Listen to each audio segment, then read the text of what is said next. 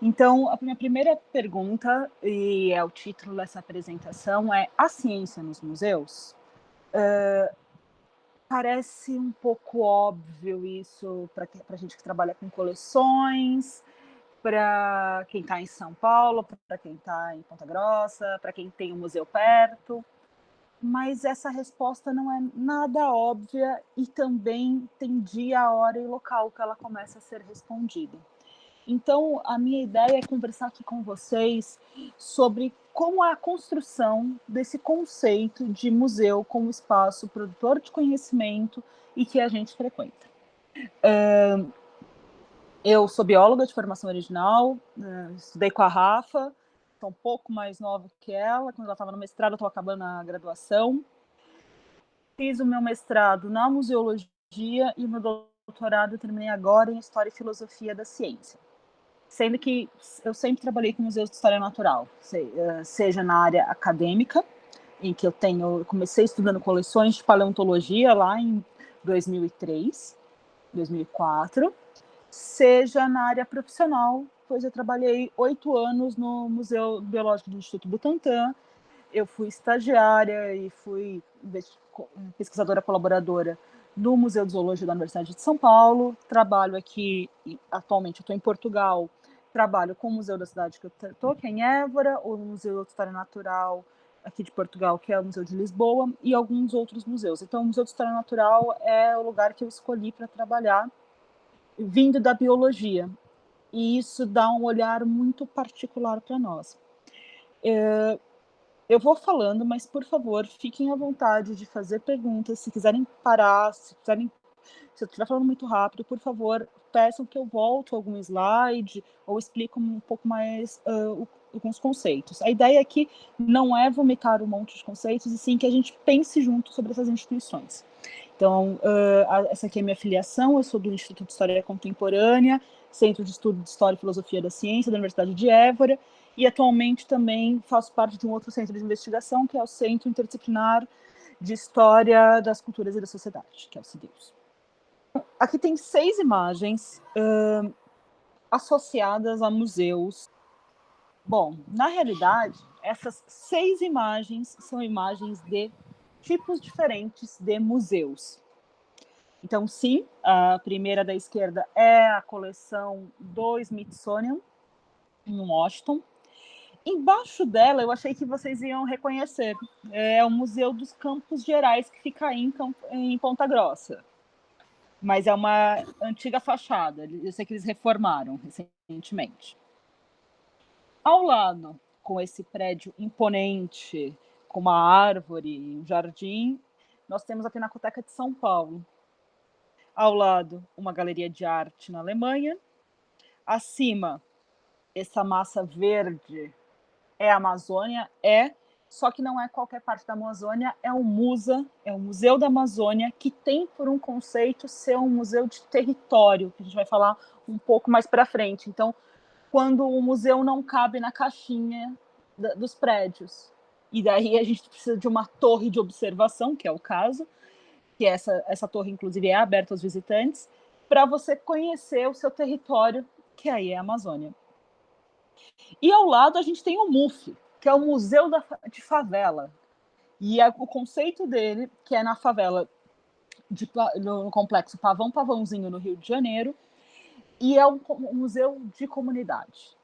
E a gente vai falar um pouco sobre isso. Mas eu queria trazer essa imagem para vocês, essa composição de imagens, para a gente começar a mudar um pouco o nosso olhar sobre o que é um museu. Que a gente está acostumado, ou um lugar de coisa velha, que é o óbvio, que é o que as pessoas falam, ou aquele lugar para onde eu mando meus bichos, onde eu que me mando uns bichos estranhos. Bom, e daí nessa pergunta, o que é um museu, a gente tem 1000 definições. E aí eu vou começar pela definição legal do Brasil, que é inspirada numa convenção internacional, que é essa que está aqui presente para vocês. Foi publicado, o museu é entendido como uma instituição por lei desde 2009, ou seja, é recente, que é o chamado Estatuto dos Museus. Obviamente, o termo museu já existia na legislação e tem um outro histórico, mas um estatuto específico que regula essa instituição só existe no Brasil desde 2009 e vai definir um museu como um espaço sem fins lucrativos que conserva, investiga, comunica, interpreta e expõe para fins de preservação, estudo, pesquisa, educação, contemplação, turismo, conjuntos de coleções de valor histórico, artístico, científico, técnico ou de qualquer outra natureza. Aberto ao público, a serviço da sociedade e do seu desenvolvimento. Linda a definição, né? O que você faz com essa definição no meio do Covid? Os museus não estão abertos ao público, logo essas instituições não existem mais ou não são mais museus? Ou será que o MUF, o Museu de Favela, tem um acervo, tem um cuidado com a preservação do acervo deles, e ele tem um acervo científico? Ou será que o museu aqui, do MUSA, Museu da Amazônia, ele está preocupado, tem alguma coleção de caráter técnico? Então, assim, é uma definição bastante alargada, mas mesmo assim, é difícil uma única instituição se enquadrar em todas essas linhas. Ainda mais com as limitações que a gente tem, sabendo que, por exemplo, a grande maioria dos museus brasileiros são pequenas instituições ligadas a prefeituras que têm menos que 5 funcionários. Isso é o perfil dos museus no Brasil, tá? Não, são museus ligados à história e arqueologia, ou história local, ligados a uma prefeitura. Sabe aquela casinha, aquela antiga escola? E tem 4 ou 5 funcionários, nomeadamente um é o professor que se aposentou, e daí ele também serve de guia do museu.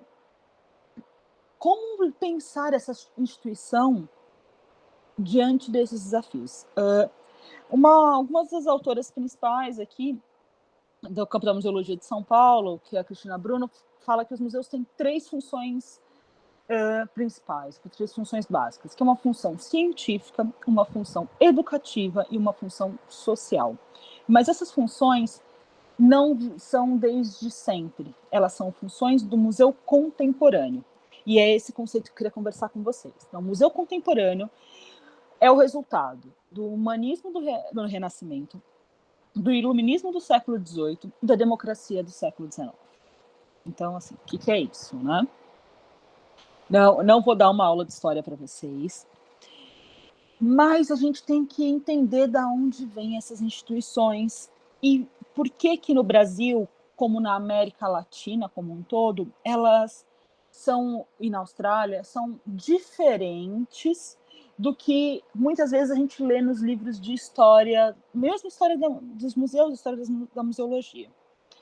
A gente tem que pensar que grande parte do conhecimento, conhecimento associado a museus, e mesmo do conhecimento tal qual científico, tal qual a gente estuda hoje, ele é um conhecimento que deriva do mundo ocidental, que deriva de um método científico pós-século XIX, que ele é bastante marcado. E os museus são um tipo de instituição que representa esse tipo de conhecimento.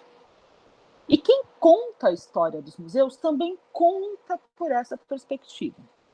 Tá tudo bem até aqui? Assim, tá muito complicado, tá muito esotérico, dá para acompanhar? Manda ver. Beleza.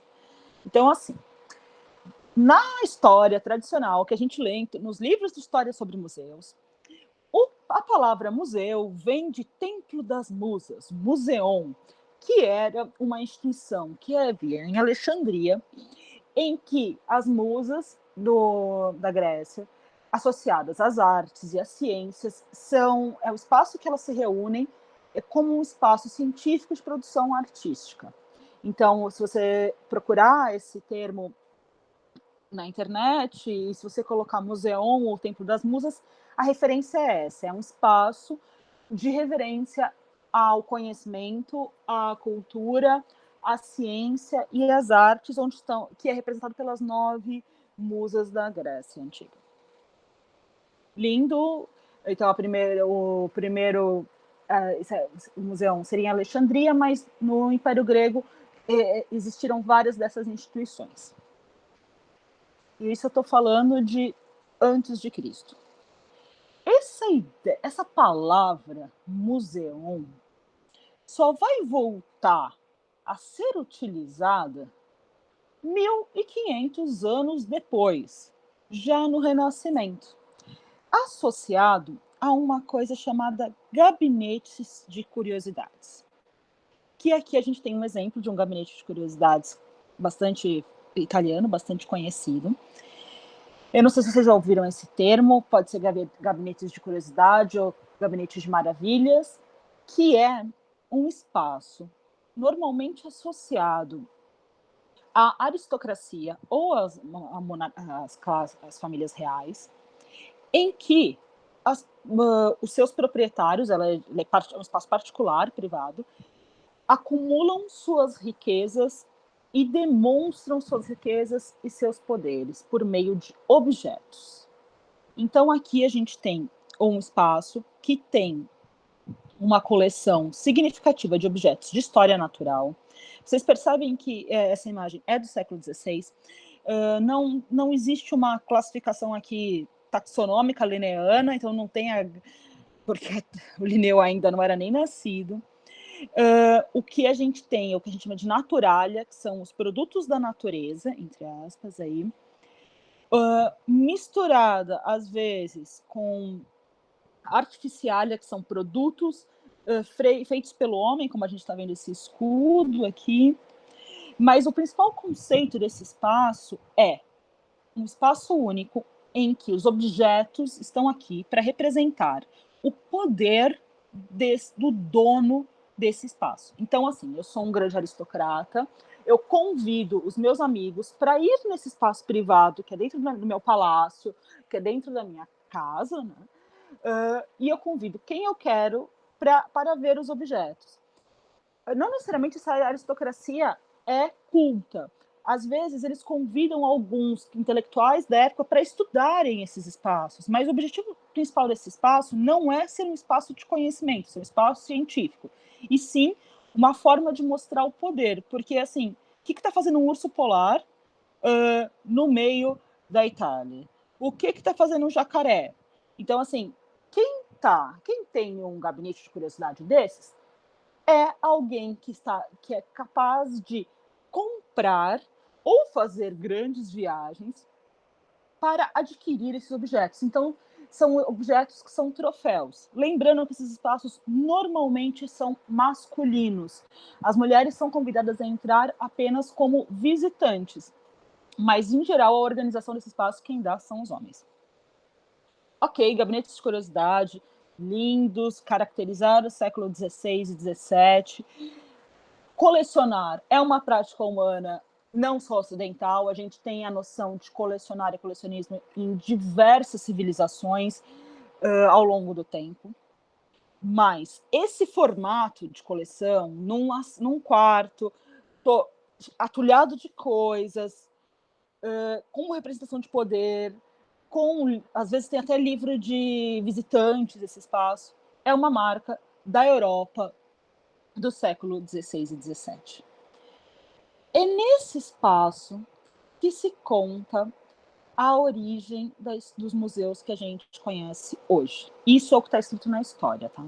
Então, um dos donos desses espaços recuperou o nome Museion, que era do tempo das musas, para denominar o seu espaço. E começou a chamá-lo, então, de Museon, e isso começa a se reproduzir ao longo do tempo.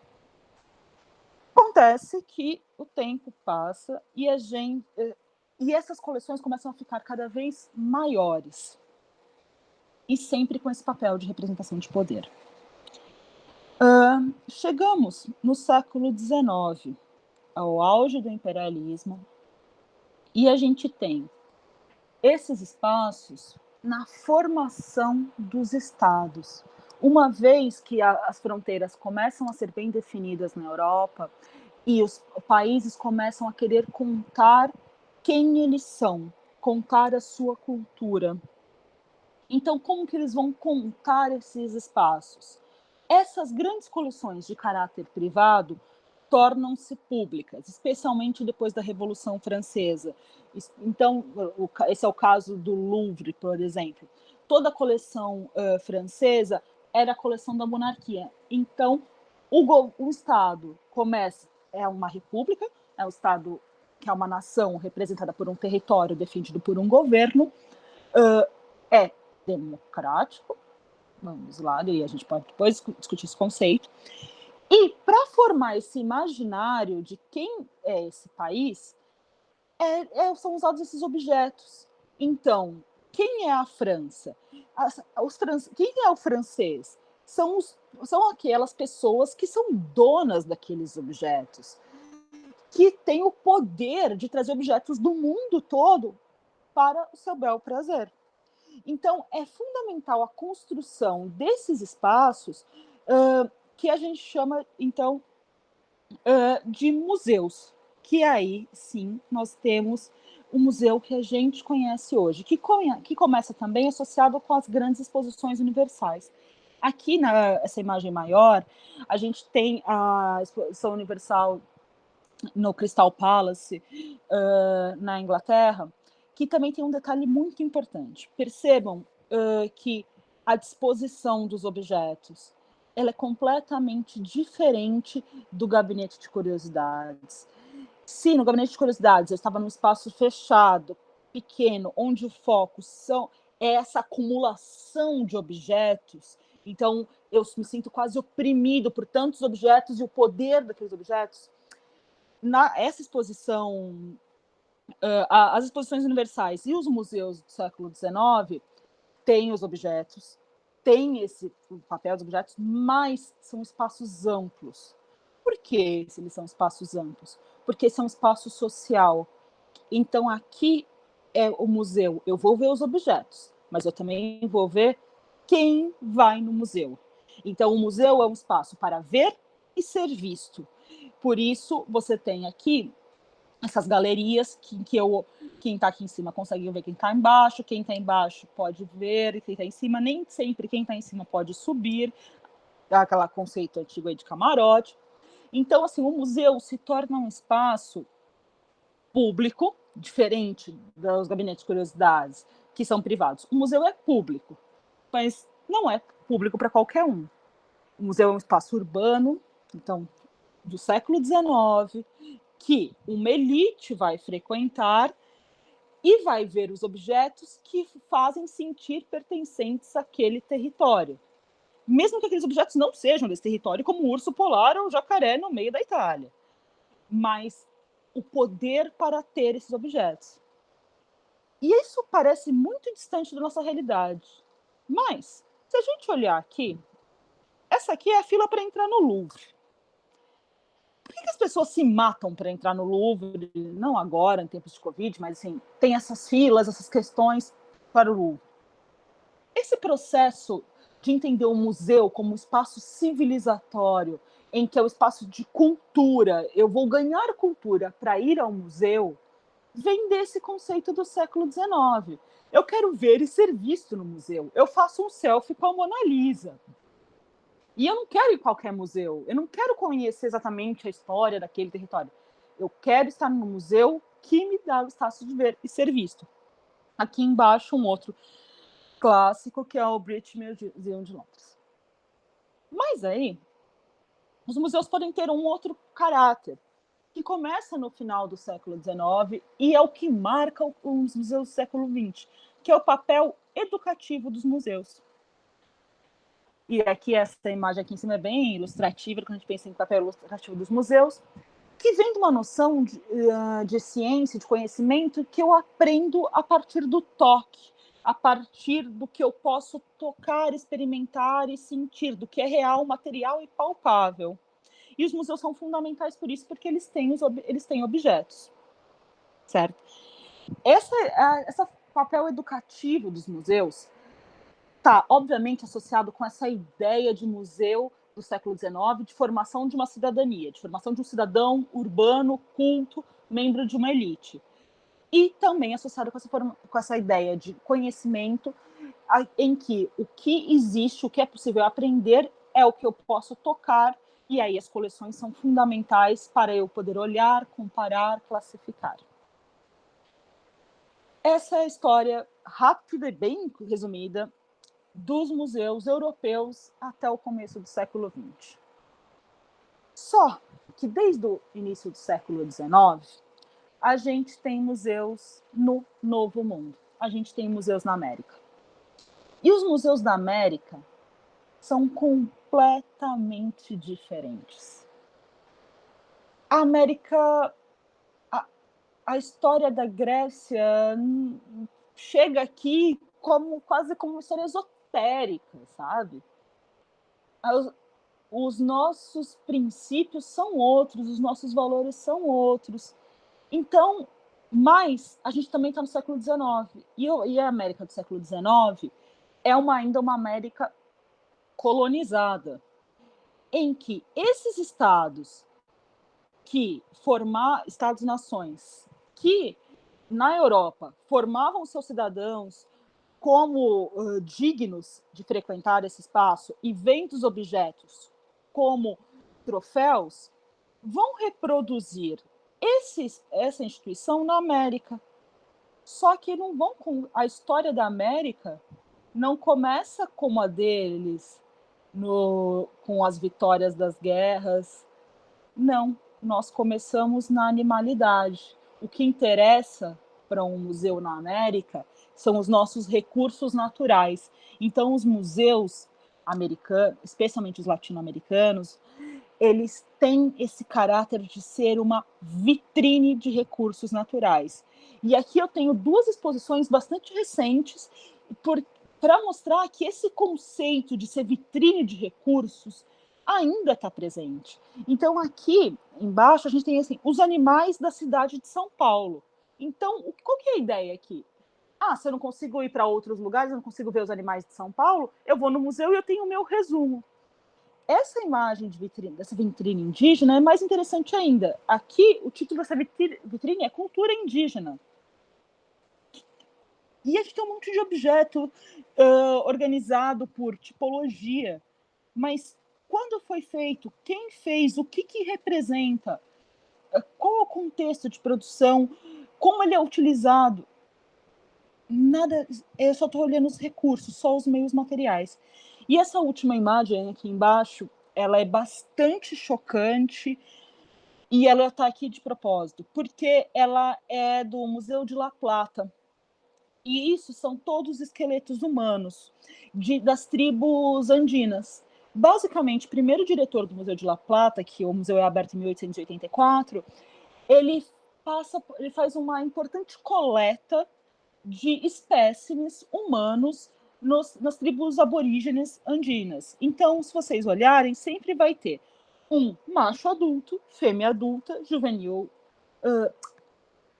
fêmea, juvenil macho, das diversas etnias, como um recurso, novamente, um conceito diferente desse em que a ideia de nação é construída por um objeto que eu sou capaz de conquistar, roubar. Bom, esse novo conceito de museu, novo entre aspas, é a história dos museus que a gente tem, da onde nascem os nossos museus. Mas, felizmente, os museus não pararam aí. Hoje, existem outras perspectivas e outras narrativas. Quando a gente fala em museu hoje, a gente pensa também em museu como um espaço de alguns termos que a gente usa, museu como fórum de discussão, ou museu como espaço de encontro. Então, aqui, percebam a diferença em que eu tenho indígenas contextualizando e explicando em primeira pessoa o uso dos seus objetos. E nessa foto um pouco menor, um detalhe é que a equipe curatorial, ou seja, as pessoas aqui são todos investigadores que estão ouvindo desse indígena o seu conhecimento perante a esses objetos. Também percebam a forma de disposição, que é diferente de uma vitrine acumulada, cheia de objetos, sem nenhuma classificação. Então, assim, o museu tem vários significados ao longo do tempo e a dependendo da sua origem. E esse é o primeiro e mais importante conceito que eu queria falar para vocês, porque isso não é ensinado para a gente na biologia e às vezes nem na museologia. E talvez é uma das questões que eu mais tenho trabalhado e mais tenho pensado e lido sobre, uma vez que o meu doutorado foi sobre museus do Brasil e Portugal e o meu mestrado foi sobre museus do Brasil e da Argentina. Então, essa questão de colônia e país colonizado e a origem desses espaços tem sido uma discussão que eu tenho acompanhado faz algum tempo. E só para fechar essa discussão, antes da gente começar a segunda parte, a palestra, então, resumindo, como os museus se tornam espaços científicos? Bom, no conceito dos países europeus mais ocidentais colonialistas. Então, eu não estou falando aqui do leste europeu, tá? Eu estou falando aqui de Itália, estou falando de França, estou falando de Espanha, estou falando de Portugal, estou falando da França, estou falando da Inglaterra. Os museus vêm desses gabinetes de curiosidades que até poderiam ter objetos que eram objetos de estudo, mas sempre relacionados com a associação de poder. Como eles tinham muito esse caráter de exótico, e a gente está falando de países imperialistas, era importante conhecer esses objetos para conquistar esses territórios. Então, os museus também se tornam objetos, também se tornam objeto, um espaço científico, a partir de que seus objetos são importantes para conhecer e dominar. Sendo que o espaço de conhecimento per se são as universidades, que já existem na Europa desde o século X. Embora se tenha na parte do Oriente instituições mais antigas que podem ser consideradas universidades. Mas, assim, espaço de produção de conhecimento na Europa é a universidade que existe desde o século X. Algumas universidades, inclusive, têm seus museus e têm as suas coleções, e que é uma intersecção daquilo que eu estava falando, de entender o objeto e a coleção como produtora de conhecimento, mas o museu serve como fornecedor de objetos de conhecimento. Já nos países colonizados, e aqui eu falo especialmente da América Latina, as primeiras universidades são do século XIX e XX. Século XIX. Brasil, 20, século XIX, Argentina. Com exceção do Peru e do México, que tinham duas universidades católicas no século XVI. E quando se montam os museus, esse museu é vitrine de recursos naturais. Só que para reconhecer esses recursos são necessários investigadores. Então, desde o princípio, os museus de história natural, os museus nos países colonizados são museus científicos, porque eles têm esse caráter de exploração, de encontrar os recursos naturais que são importantes para os colonizadores. E essa é uma vertente. Então, quem vem são pesquisadores estrangeiros, então todos os primeiros museus brasileiros têm nas suas primeiras diretorias, nas suas primeiras equipes, investigadores estrangeiros e coletores que são indígenas, matutos ou locais. Tem esse caráter de vitrine de recursos naturais, e isso serve seja para geologia, seja para botânica, seja para zoologia. E aqui, só para terminar, daí já mais para um lado das humanidades, mas que é importante a gente pensar quando a gente entra nesses espaços, é que, enquanto na Europa os museus serviram ao Estado-nação para construir a ideia de um cidadão a partir de troféus e de vencedores de guerra, nos países colonizados, os museus, para construir essa ideia de nação, se constrói à base da natureza. Então, conferindo a quem é local, aos indígenas, às populações originárias, um caráter de animalidade. Pensado tudo isso, agora a gente vai para uma outra discussão. Ok, entendemos que os museus podem ser espaços de produção de conhecimento, isso depende do seu uso e do seu local e do momento histórico que a gente está falando. E daí surge uma outra questão. a museologia. O que é essa tal de museologia? E daí eu tenho uma discussão clássica que é praxis ou é ciência? Museologia é um conjunto de práticas ou é uma ciência? Daí aqui tem uma citação de uma pensadora importante do campo da museologia que fala: temos que colocar no primeiro dado que é a realidade e o momento que a gente está vivendo, dentro da ciência museológica ou da prática museológica. Há uma realidade, uma museologia existente, real, que está aí fora. E existe uma museologia postulada, sonhada e desejada. Então, quando a gente fala em museologia, a gente está falando dos dois, tanto das práticas que ocorrem dentro dos museus, quanto da ciência. E daí a CAPES nos resolve isso colocando na categoria ciências sociais aplicadas. Então, nas humanas, está junto com a comunicação e ciências da informação. Tá. Se a museologia, para além de um conjunto de práticas, que parece muito óbvio, é uma ciência, o que estuda a museologia? Museu? O que é museu? Eu posso estudar isso por um viés histórico, arquitetônico. Então, qual que é o objeto de estudo da museologia? E isso é uma discussão muito forte no campo da museologia, já foi mais intenso, especialmente nos anos 70 e 80. Hoje está mais estabelecido, mas sempre há um porém. Assim, sempre alguém fala, é ciência aplicada.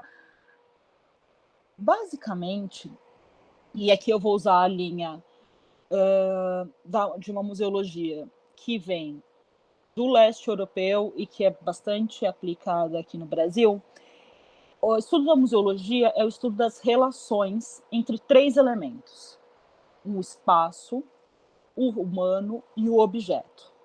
Como o ser humano se relaciona com um objeto? Em um espaço determinado, chamado museu. E como esse espaço conserva e como esse objeto foi parar nesse espaço. Então, percebe que são sempre caminhos de ida e volta. Então, como o objeto foi parar no espaço, como o espaço guardou o objeto. O que esse objeto conta sobre o humano? O que esse humano interpreta desse objeto? Como esse humano se sente nesse espaço? Como esse espaço aceita ou não a entrada desse humano no museu? São essas articulações, são esses três vértices que a gente chama de fato museal, ou seja, a conjugação dessas questões é o que a museologia pensa. Isso, no final dos anos 80, no começo dos anos 80, estava tudo bem, espaço, humano, objeto. Na verdade, era espaço, homem, objeto, mas a gente já não vai usar o termo homem como sinônimo de humano aqui. A partir de uma discussão sobre que o museu não pode estar na caixinha só do prédio, que existe território, que o humano pode ser várias questões, a gente amplia no conceito de que a museologia vai estudar a sociedade, como ela se relaciona com o seu patrimônio em seu território. Percebe a amplitude do termo e dos conceitos?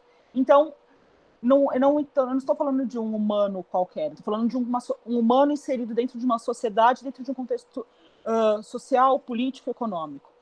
Eu não estou falando de um objeto qualquer, eu estou falando de um objeto que foi selecionado, escolhido e reconhecido por uma sociedade como patrimônio. E eu não estou falando de um espaço qualquer, não é um prédio, ele é o território. É onde um grupo social se identifica como ocupante desse território. Então, o museu é um fenômeno histórico, por tudo isso que a gente já conversei com vocês. Não surge do nada, não é espontâneo. E a museologia é um fenômeno epistemológico, ou seja, a museologia ela tem diversas abordagens filosóficas e ideologias que sustentam as percepções que a gente tem do mundo, que desperta interesses nas reflexões que possibilitam cruzamento de análises que convergem os estudos para a função social de pertencimento, a singularidade de ressignificação museológica dos bens culturais e da necessidade de educação e da memória. Ok? Então, isso é bem resumido. Se alguém depois tiver mais interesse, eu vou disponibilizar os slides, tem muita bibliografia sobre isso. Então, a gente falou basicamente da museologia enquanto ciência. Agora, na museologia enquanto praxis, quanto prática, a gente divide, ela está articulada em duas grandes áreas: salvaguarda e comunicação, sendo que a função é preservar o patrimônio. Dentro desse guarda-chuva preservação, todas as ações estão associadas e podem ser categorizadas em salvaguarda e comunicação. Parece muito esotérico isso, então eu optei aqui por mostrar detalhadamente, com objetos de história natural, o que é salvaguarda e o que é comunicação. Salvaguarda é tudo que a gente faz nos bastidores do museu, tudo que está relacionado com a conservação e preservação das coleções. Que a salvaguarda começa no momento que eu vou adquirir um objeto. E eu estou falando aqui a aquisição, porque para a gente pode parecer muito estranho falar de compra de acervo, mas para um museu de arte é óbvio, para um museu histórico também pode ser óbvio. E para os museus de história natural, até poucos anos atrás, também era óbvio comprar material de coletores. Então a gente pode falar de coleta, compra ou troca de acervos. Veja o que está acontecendo agora com o incêndio do Museu Nacional do Rio de Janeiro, em que muitas instituições doaram suas coleções, parte de suas coleções para a formação de um novo acervo.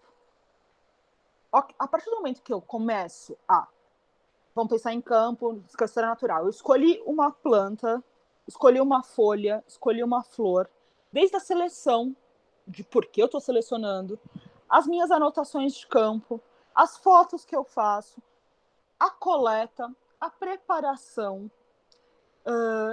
o que eu, por exemplo, no caso de uma coleta de um animal, que eu vou colocar ele em álcool para até chegar em campo, até chegar no laboratório e depois fazer a triagem.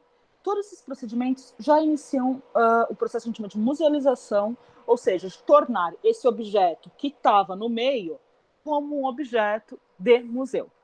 Então, salvaguarda tem a aquisição, a triagem e a identificação, e essa parte aqui eu sei que vocês sabem muito mais do que eu, então são procedimentos específicos de cada grupo taxonômico, se a gente está falando de zoologia ou de grupo de história natural. A documentação, e aqui a documentação é fundamental toda, que vai desde o caderno de campo até o livro de tombo, como a gente chama no Brasil, ou o livro de registro, em que a gente também anota as movimentações desse objeto no museu ou para fora do museu. Emprestou para alguém, o invoice de empréstimo, a devolução, o transporte e o condicionamento adequado desse material. Quando a gente vai pensar em acondicionamento, a gente tem que pensar no tamanho do que a gente vai guardar e na composição dessa caixa ou desse recipiente que a gente vai guardar. Idealmente, ele tem que ser adequado ao tamanho, o mais próximo possível do tamanho original, e feito de material inerte, ou seja, que reaja ao mínimo possível ao tempo e aos processos que foram feitos no material. Então, isso é o que acontece da porta para dentro dos museus. Isso aqui acho que muitos de vocês conseguem se identificar aí no trabalho diário de vocês. E a parte de comunicação? Obviamente, a gente fala de comunicação, a primeira coisa que a gente pensa são as exposições. Mas a exposição pode ser de vários tipos. Pode ser temporária, pode ser de longa duração, pode ser itinerante, pode ser na rua, pode ser virtual. A gente tem as ações, mas também faz parte de comunicação, toda a parte de educação, que estão associados ao fazer um museu que faz um kit didático e leva para a escola, o museu que faz aquelas demonstrações em público, que dá uma aula, que dá um curso de formação para professores, que faz parceria com a escola, que faz parceria com a comunidade. As redes sociais dos museus, que em tempos de Covid fazem toda a diferença, e aqui a gente chama de ações outreach ou extramuros, que é, por exemplo, quando a equipe do museu sai para fazer uma coleta de campo e convida os seus visitantes para ver a coleta de campo, para ver como acontece. Quando a exposição é feita em ar livre, quando eu tenho, por exemplo, uma feira na minha cidade, eu chamo o museu para fazer uma exposição nesses eventos. Então, são todas ações de comunicação desse museu. E a pesquisa? Não tem pesquisa? Não é um espaço de produção de conhecimento? A pesquisa está presente tanto na salvaguarda quanto na comunicação. Todos esses procedimentos e tarefas exigem e são inerentes à pesquisa científica. Por isso que a pesquisa não é um item em salvaguarda ou comunicação. Para eu fazer uma exposição, eu tenho que fazer uma pesquisa sobre conteúdos, sobre público, sobre como vou organizar esse material. Na salvaguarda, quando eu vou fazer a triagem, quando eu vou fazer a identificação, quando eu encontro uma nova espécie. Então, a pesquisa, ela acompanha todos os procedimentos de salvaguarda e comunicação. Então, agora, para não ficar muito, muito esotérico para vocês, eu vou contar a história de um animal que eu trabalhei, e eu trabalhei em todas as etapas dele, tanto na salvaguarda quanto na comunicação. Então, aqui, eu vou contar a história para vocês do Tapuiasaurus macedoi, o jesuíno, que é um dinossauro que foi coletado numa cidade chamada Coração de Jesus, na divisa de Minas com Bahia, no Vale de Jequitinhonha. Então, processos aqui de salvaguarda do Tapuiasauro macedoi. Vocês estão vendo o trabalho em campo dele, aqui a coleta, a preparação para o transporte, então ele tem essas mantas em gesso. Foi achado o crânio, então aqui está o crânio com uma manta com bastante gesso, com uma manta protetora. Aqui é o croquis que foi feito pelo geólogo que nos acompanha nessa equipe, para mostrar como estavam articuladas as peças, e com escala e orientação. Isso é fundamental para estudos tafonômicos. Esse material foi coletado no Museu de Zoologia da Universidade de São Paulo. Chegando no Museu de Zoologia, ele foi preparado.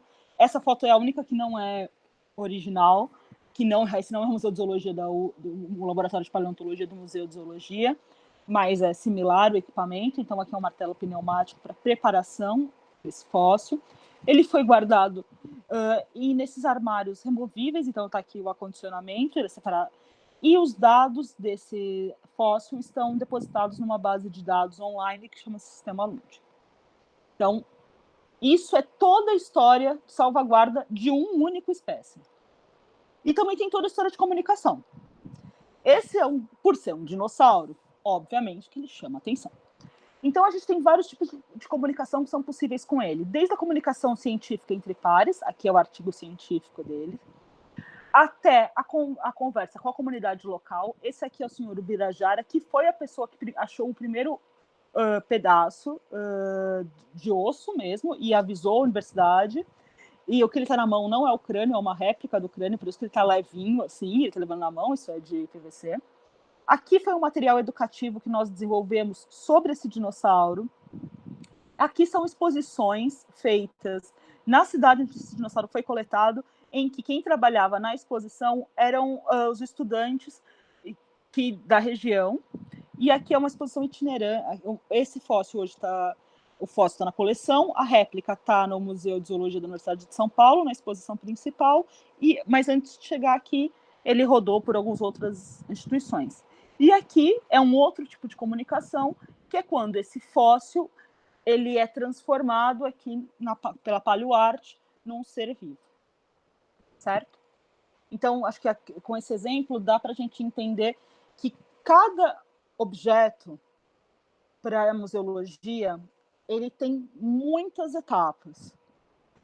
Nós, enquanto biólogos, fazemos parte de algumas dessas etapas. E o trabalho da museologia é orientar e organizar essas etapas e documentar tudo isso. Então, quando a gente fala que a museologia é um trabalho interdisciplinar e que os museus não são só casa de biólogos ou só casa de museólogos, é mostrar um pouco isso. Seria impossível para um museólogo fazer a descrição de um fóssil, mas como também é impossível para um biólogo fazer todo esse processo,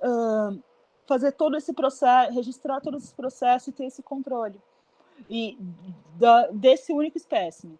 E eu estou contando uma história. Imagina que no caso de vocês que trabalham com moscas, cara, você imagina que dá para contar toda essa história de cada díptero de vocês. Só para terminar, esse é um museu na sua forma mais tradicional. Mas no final do século XX, no século XXI, a gente começa a discutir esses espaços e trazer outros discursos possíveis. a gente tem um processo de decolonização ou descolonização dos espaços, então, entendendo o museu como esse espaço que tem um valor colonial muito forte, tem é uma instituição que fala-nos muito sobre o imperialismo e as colônias. Então, vamos repensar esses objetos. Existem agora outras perspectivas, por exemplo, as perspectivas feministas nos museus. Quem são as mulheres que trabalham no museu? A gente pensa no Museu História Natural, a gente pensa no Darwin, no Rennie, no Wallace. Quem são as mulheres que trabalham lá? Nos museus de arte, ainda mais. Existem mulheres artistas? Ou as mulheres só servem para ser as musas de inspiração? Ou seja, como santas ou como putas, aqui nesse exemplo, que é uma manifestação no Museu do Prado. As representações de gênero. Os gêneros estão presentes, estão sendo. Se o museu é um espaço de discussão, se o museu é um espaço onde as pessoas buscam criar suas identidades, como o gênero está representado e é possível se representar lá.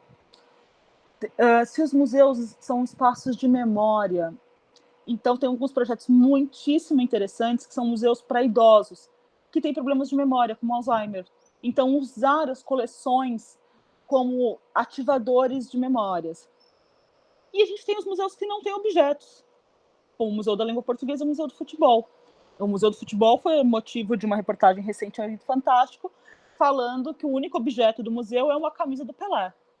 Mas, em contrapartida, é um museu que tem uma exposição gigante, bastante formada, com muita foto, muita reprodução digital, mas coleção não tem nada. A mesma coisa no Museu da Língua Portuguesa. Ele pegou fogo e está sendo reconstruído porque todo o seu acervo estava online.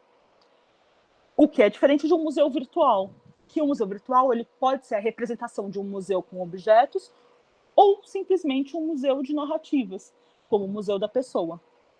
E aí a gente tem os museus pós-Covid. A gente ainda não sabe exatamente como vai ser.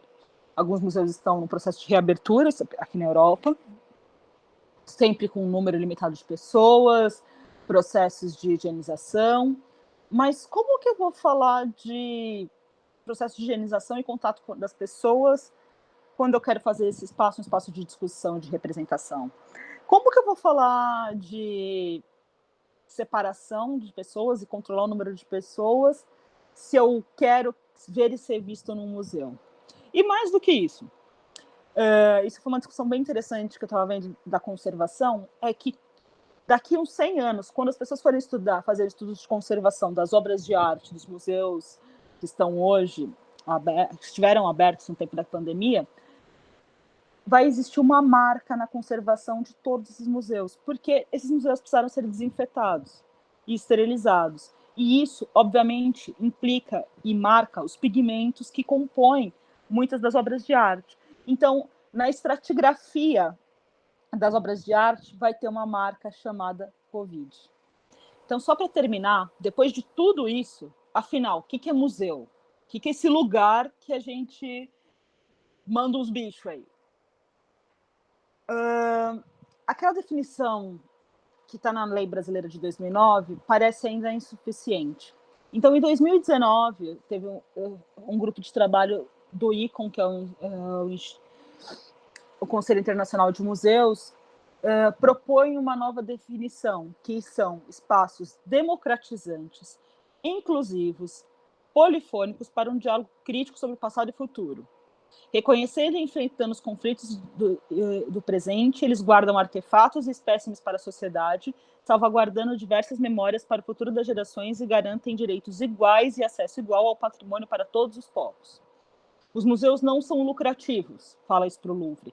Eles são participativos e transparentes e trabalham em colaboração ativa com e para as comunidades, a fim de coletar, preservar, investigar, interpretar, expor, expandir os entendimentos do mundo, com o propósito de contribuir para a dignidade e justiça social, para o mundo, para a igualdade mundial e bem-estar planetário. Parece incrível, não? Mas nem que os profissionais de museus concordaram com essa definição. Ela foi levada para a Conferência Geral do ICOM em 2019 e se chegou à conclusão que isso ainda não é uma boa definição de museus, e é necessário estar aberto à discussão ainda, e existem grupos de trabalho pensando sobre isso. Inicialmente, a ideia é que esse conceito é entender que os museus de hoje ainda não são assim, mas é um museu que se espera que se espera dessa instituição. Agora, tentando pensar em todos os museus que a gente conhece, pensar em dignidade de justiça social, quando a maioria deles ainda é pouco acessível, bem-estar planetário, onde muitas tribos indígenas são representadas ainda como os animais de algum lugar, a gente ainda está muito longe de se tornar um museu com um espaço. E presta atenção que aqui o museu é espaço, não instituição. Ele ocupa um território de uma sociedade.